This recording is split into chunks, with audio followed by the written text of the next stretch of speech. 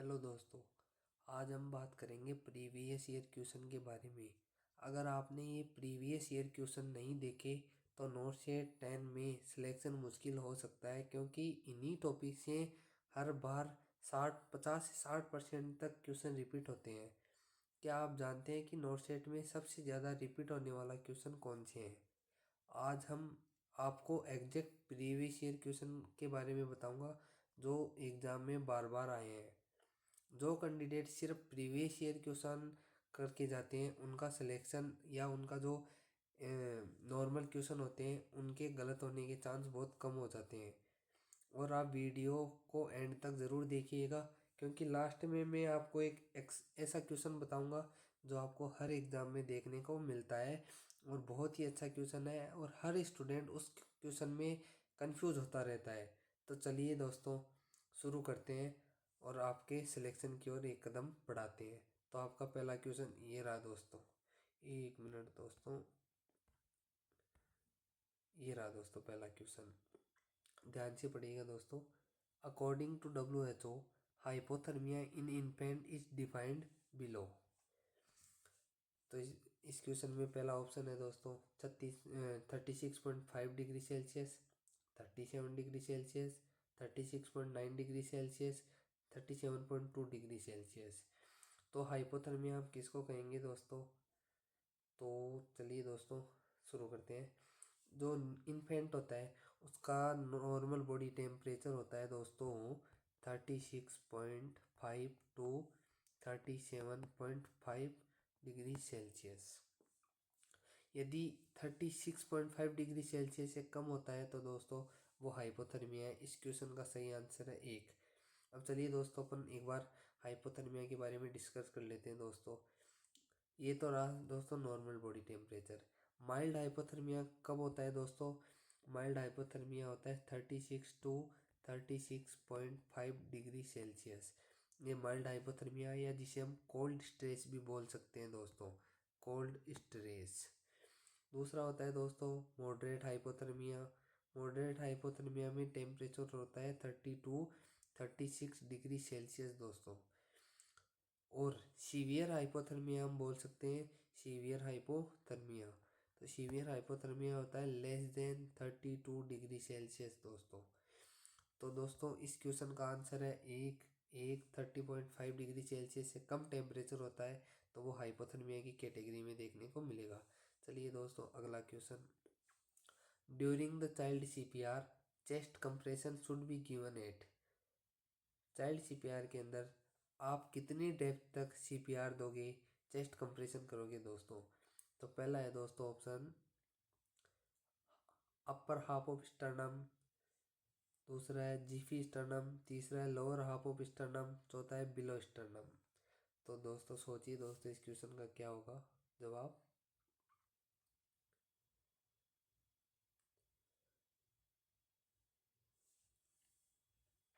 तो इस क्वेश्चन का सही आंसर है दोस्तों लोअर हाफ ऑफ स्टर्नम। अब हम थोड़ा सा दोस्तों CPR के बारे में बात कर लेते हैं। तो CPR कब किया जाता है दोस्तों? जब इन्फेंट के अंदर हार्ट रेट बिलो 60 होता है तब हम चेस्ट कंप्रेशन करते हैं दोस्तों।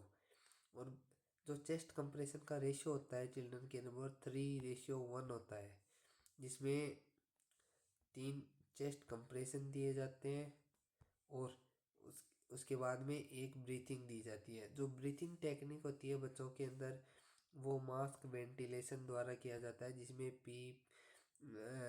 PPV आता है दोस्तों। इसका थोड़ा सा फुल फॉर्म में कन्फ्यूजन है दोस्तों, मैं आपको अगली क्लास में या जब भी अपन CPR पढ़ेंगे तब मैं आपको क्लियर कर दूंगा या आप अपने स्तर पे देखिएगा दोस्तों। लेकिन जो बच्चे के अंदर CPR का रेशियो होता है वो 3:1 होता है, जिसमें 3 बार कंप्रेशन किया जाता है, चेस्ट कंप्रेशन किया जाता है और एक मास्क वेंटिलेशन द्वारा ब्रीथिंग दी जाती है दोस्तों। तो इसमें जो रेशियो होता है वो 3:1 होता है दोस्तों। तो इसका और जो चेस्ट कंप्रेशन दिया जाता है वो लोअर हाफ ऑफ स्टर्नम होता है। इसका सही आंसर है दोस्तों 3:3:3। तो चलिए दोस्तों अगला क्वेश्चन,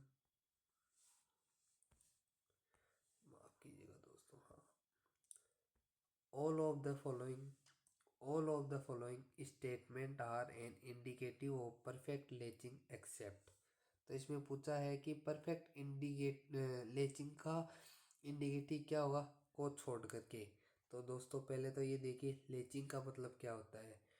तो दोस्तों लेचिंग का मतलब होता है ब्रेस्ट फीडिंग की टेक्निक।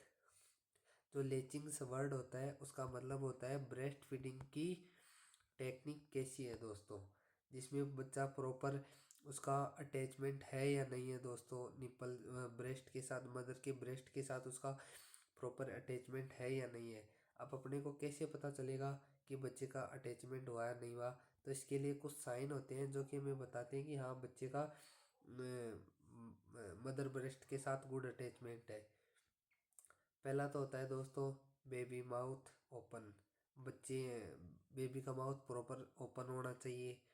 दूसरा दोस्तों आता है उसकी जो एरियोला की कवरिंग होती है वो प्रॉपर होनी चाहिए दोस्तों। लोअर एरियोला प्रॉपर अटैच नहीं होकर के अपर एरियोला प्रॉपर अटैच होना चाहिए दोस्तों। और तीसरा आता है जो बच्ची की चिन होती है, जिसे हम बोल सकते हैं ठुड्डी या चिन, वो मदर ब्रेस्ट के साथ प्रॉपर टच होनी चाहिए। तो दोस्तों इस क्वेश्चन में एक्सेप्ट पूछा है, और दोस्तों इस एक्सेप्ट वर्ड का आप हमेशा ध्यान रखिएगा दोस्तों, क्योंकि कई बार अपन कुछ गलत समझ लेते हैं। तो इस क्वेश्चन का आंसर होगा सेकंड दोस्तों, सेकंड। इस क्वेश्चन का आंसर है second, lower areola is more visible than upper areola. जबकि ऐसा नहीं है दोस्तों, अपर एरियोला प्रॉपर कवर होना चाहिए, बच्चे का माउथ सही होना चाहिए, ये सही है। चिन विथ मदर ब्रेस्ट, जो बेबी चिन है वो मदर ब्रेस्ट के साथ होना चाहिए। और लोअर लिप टर्न आउटवर्ड, और बच्चे का जो लोअर लिप है वो प्रॉपर खुला होना चाहिए। तो इसका सही आंसर है दोस्तों दो दो दो दो। चलिए दोस्तों अगला क्वेश्चन, बच्चा अपना जेंडर कब आइडेंटिफाई करता है। तो वो when does the child identify gender, बच्चा अपना जेंडर कब आइडेंटिफाई करता है। तो 7 to 8 years, 3 years, at puberty, 6 year. बताइए दोस्तों इसका सही आंसर क्या होगा। तो इसका सही आंसर है दोस्तों 3 ईयर। बच्चा 3 साल में अपना जेंडर जानने लग जाता है, डिफ्रेंशिएट करने लग जाता है बॉय एंड गर्ल्स के बीच में। चलिए दोस्तों अगला क्वेश्चन, एक मिनट दोस्तों, थोड़ा सा टेक्निकल समस्या है दोस्तों। हाँ जी ये रहा अगला क्वेश्चन दोस्तों, most common congenital malformation in infant of diabetic mother is. तो पहला है वेंट्रिकुलर सेप्टल डिफेक्ट, दूसरा ऑप्शन है सेक्रल एजेनेसिस, तीसरा टेटोलॉजी ऑफ फेलोट, और चौथा एट्रियल सेप्टल डिफेक्ट। कौन सा कंजेनाइटल मालफॉर्मेशन डायबिटिक मदर के इन्फेंट में देखने को मिलता है। तो दोस्तों इसका सही आंसर है ventral ventricular septal defect, VSD। VSD उन बच्चों में होता है जिनकी मदर डायबिटिक होती है। डायबिटिक जो सफ़र करता है उस बच्चे के अंदर हमें VSD सिम्टम देखने को मिलता है। जो एट्रियल सेप्टल डिफेक्ट होता है ASD, वो डाउन सिंड्रोम के बच्चों में देखने को मिलता है। और एट्रियल सेप्टल डिफेक्ट का एक जो टाइप होता है ओस्टियम प्रीमम, ओस्टियम प्रीमम हमें एट्रियल सेप्टल डिफेक्ट के जो डाउन सिंड्रोम के बच्चों में ओस्टियम प्रीमम जो कि ASD का एक टाइप है वो हमें देखने को मिलता है। अगला क्वेश्चन दोस्तों, ये देखिए दोस्तों बहुत ही अच्छा क्वेश्चन है और इमेज बेस्ड क्वेश्चन है दोस्तों। तो which is the correct placement of simple oxygen mask in infant. ये 4 इमेज है दोस्तों, इनको देखिए कौन सी सही है। तो जो दोस्तों फर्स्ट इमेज है उसमें उस बच्चे की जो चिन्ह है वो थोड़ी सी नीचे की तरफ है मास्क, तो ये तो गलत हो गया दोस्तों। सेकंड है उसमें प्रॉपर अटैचमेंट है दोस्तों, जिसमें ना तो ज़्यादा आइस को कवर कर रहा है ना माउथ से बाहर जा रहा है, तो सेकंड इज राइट आंसर दोस्तों। तीसरे में तो बहुत छोटा आता है, केवल लिप को कवर कर रहा है, और फोर्थ में बहुत बड़ा हो गया जो कि आंखों को भी कवर कर रहा है, तो ये तीनों गलत है दोस्तों। Second is right answer. Next question, ये इमेज को आइडेंटिफाई कीजिए दोस्तों। ये जो दोस्तों सारे क्वेश्चन है ये नोट सेट में आए हुए इमेज बेस्ड क्वेश्चन और मेमोरी बेस्ड क्वेश्चन है दोस्तों। ऐसे ये जो इम्पेटिगो वाला ये जो है इसका सही आंसर है दोस्तों impetigo. Identify the disease in the image given below, इसका आंसर है इम्पेटिगो। ये दोस्तों हर साल क्वेश्चन आता है। इम्पेटिगो बहुत इंपॉर्टेंट है दोस्तों, और इसका जो क्वेश्चन आता है वो इमेज बेस का ही क्वेश्चन देखने को मिलता है। तो इसका दोस्तों इम्पेटिगो राइट आंसर है। इम्पेटिगो के बारे में हम थोड़ा सा देख लेते हैं। जो बच्चे की ये है, ये हनी क्रस्ट साइन होता है, मतलब बच्चे के अंदर हनी कलर्ड का क्रस्ट होता देखने को मिलता है। इम्पेटिगो की हम बात करें तो ये इम्पेटिगो एक बैक्टीरियल इन्फेक्शन होता है, और ये बहुत ही कंटाजियस डिजीज होती है। Highly contagious superficial bacterial infection देखने को मिलता है। ज़्यादातर छोटे बच्चों में देखने को मिलता है। इसका जो पॉजिटिव एजेंट होता है वो स्टेफाइलोकोकस ऑरियस देखने को मिलता है। इम्पेटिगो का मोस्ट कॉमन जो कोज होता है वो स्टेफाइलोकोकस ऑरियस होता है। और इसके बारे में आपको डिटेल जानकारी चाहिए तो आप कमेंट में इम्पेटिगो लिख दीजिएगा, मैं इसके ऊपर पूरा लेक्चर बना दूंगा। इसका जो डायग्नोसिस होता है कि कैसे पता चलेगा कि इम्पेटिगो ही है, तो उसके लिए कल्चर किया जाता है, पस कल्चर किया जाता है और इम्पेटिगो का पता लगाया जाता है। चलिए दोस्तों अगला क्वेश्चन। ये जो क्वेश्चन है दोस्तों ये हर एग्ज़ाम में आता है। मैंने आपको शुरू में बताया था कि मैं एक ऐसे क्वेश्चन के बारे में बात करूंगा जो हर साल रिपीट होता है। तो दोस्तों ये जो एड्रेनलिन का क्वेश्चन है ये हर बार हर एग्ज़ाम में आता है। तो what dose of adrenaline is being used to neonatal रिसस्टिटेशन। तो दोस्तों इसका जो आंसर होता है वो होता है 0.1 mg टू 0.03 mg देखने को मिलता है। दोस्तों इसका सही आंसर है 2। दोस्तों ये क्वेश्चन सबसे ज़्यादा पूछा जाने वाला है, हर एग्ज़ाम में आता है। नोट सेट में प्री में आएगा, प्री में नहीं आएगा तो मेंस में आएगा, लेकिन ये हर बार आता है दोस्तों। और ये बहुत से बच्चों के इसमें कन्फ्यूजन भी देखने को मिलता है। चलिए दोस्तों अगला क्वेश्चन।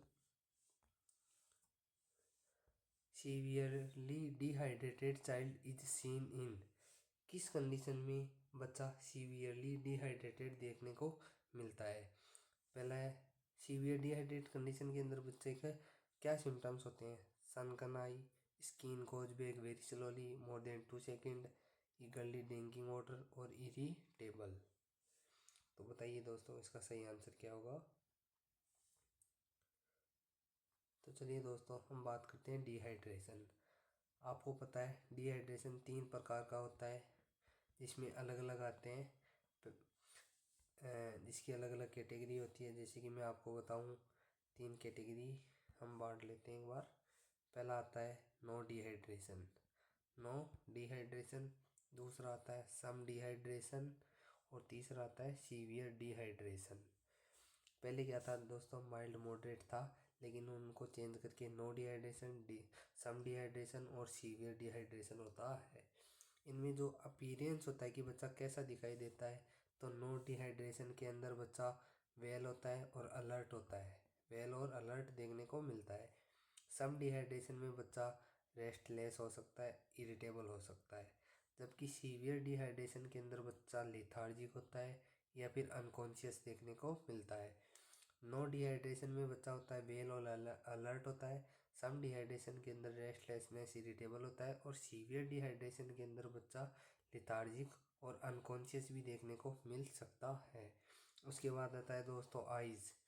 आइज़ की हम बात करते हैं तो नो डिहाइड्रेशन के अंदर नॉर्मल आई होती है, सम डिहाइड्रेशन के अंदर सनकन आई होती है, सनकन आई देखने को मिलती है, और जो सीवियर डिहाइड्रेशन होता है उसमें वेरी सनकन आई देखने को मिलती है, आंखें बहुत ज़्यादा धसी हुई देखने को मिलती हैं। अगला होता है दोस्तों थ्रस्ट। बात करते हैं थ्रस्ट। थ्रस्ट में बच्चा नॉर्मली ड्रिंक करता है, ज़्यादा थ्रस्टी नहीं होता है। नो डिहाइड्रेशन में बच्चा प्रॉपर ड्रिंकिंग करता है, ज़्यादा थ्रस्ट नहीं होता है।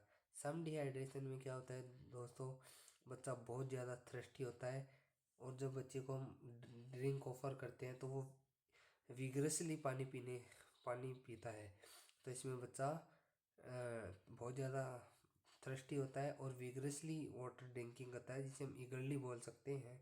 और सीवियर डिहाइड्रेशन में बच्चा पुअर ना तो ड्रिंक करता है, चाहे वो ब्रेस्ट फीडिंग हो चाहे कुछ और हो। तो इन्फेंट होता है वो जो फीडिंग होती है वो प्रॉपर नहीं कर पाता है, ड्रिंकिंग वाटर प्रॉपर नहीं कर पाता है। वैसे 6 महीने तक तो बच्चे को एक्सक्लूसिव ब्रीडिंग ही दी जाती है, ब्रेस्ट फीडिंग दी जाती है, तो बच्चा प्रॉपर ब्रेस्ट फीडिंग नहीं कर पाता है सीवियरली डिहाइड्रेशन के अंदर। और हम स्किन पिंच की बात करते हैं तो नॉर्मल के अंदर तो ये लेस देन 1 सेकेंड होता है। जब बच्चे के अंदर हम पिंच करते हैं तो वो क्विकली रिवर्ट बैक हो जाती है, तो वो नो डिहाइड्रेशन में लेस देन 1 सेकेंड होती है, सम डिहाइड्रेशन में 1 सेकेंड तक चला जाता है, और सीवियर डिहाइड्रेशन में जो स्किन बैक होती है वो मोर देन 2 सेकेंड हो जाती है। तो ये सीवियर डिहाइड्रेशन है। इसका आंसर दोस्तों 2 आएगा। Skin goes back very slowly किस में पूछा है? सीवियरली डिहाइड्रेशन के अंदर। तो चलिए दोस्तों, आज की इतने ही थे। कल अपन फिर दूसरी क्लास लेके आएंगे और आप हमारे साथ जुड़े रहिए दोस्तों, ताकि आपको ऐसे ही क्वेश्चन देखने को मिले। और यदि आपने प्रीवियस क्लास नहीं देखी है तो दोस्तों प्रीवियस क्लास देखना। और अगर आप चाहते हैं कि मैं प्रीवियस ईयर क्वेश्चन के डिटेल एनालिसिस करूं तो